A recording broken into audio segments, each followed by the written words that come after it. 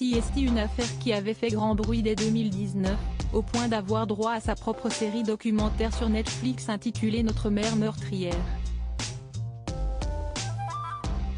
Ce début de semaine, l'affaire Lori Valov, mère infanticide qui voulait tuer les zombies, a touché à sa fin. CST, une affaire qui a défrayé la chronique dès 2019. L'histoire d'une mère de famille, Lori Valov, extrémiste religieuse adepte du courant de pensée survivaliste, qui était persuadée de voir autour d'elle des zombies, envoyés par Satan pour provoquer la destruction de l'humanité. La plateforme Netflix aussi était même intéressée, en produisant la série documentaire de 3 épisodes Notre mère meurtrière dès 2022. Mais, ce lundi 31 juillet 2023, le verdict est tombé pour cette femme autrefois aimante et attentionnée.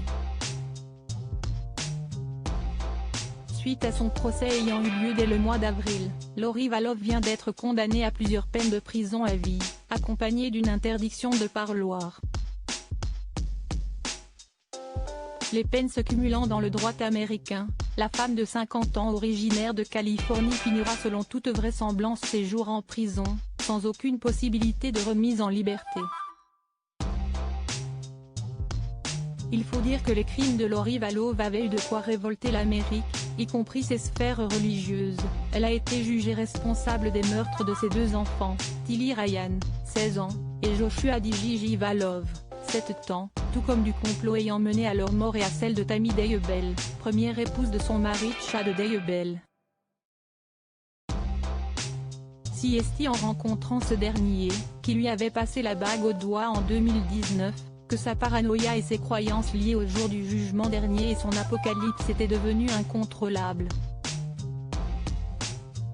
Mais Lori Valov persiste et signe, Jésus-Christ connaît la vérité sur ce qui s'est passé. Jésus-Christ sait que personne n'a été tué dans cette affaire. Selon elle, les 3 victimes seraient désormais heureuses dans le monde des esprits. Mais ce n'est pas tout, elle encourt une autre peine de prison suite à la mort de son premier mari, Charles Valov, qui avait été tué par arme à feu par Alex Cox, frère de Lori lui aussi adepte de ces théories religieuses. Mais aussi dans l'affaire du complot ayant visé à tenter de se débarrasser de Brandon Boudreau, époux de sa nièce.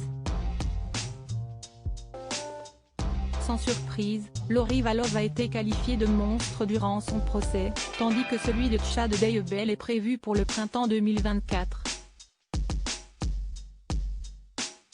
CST, en juin 2020 que les corps sans vie des 2 enfants, Tilly Ryan et Gigi, avaient été retrouvés sur le terrain de Chad Daybell, près d'1 an après leur disparition.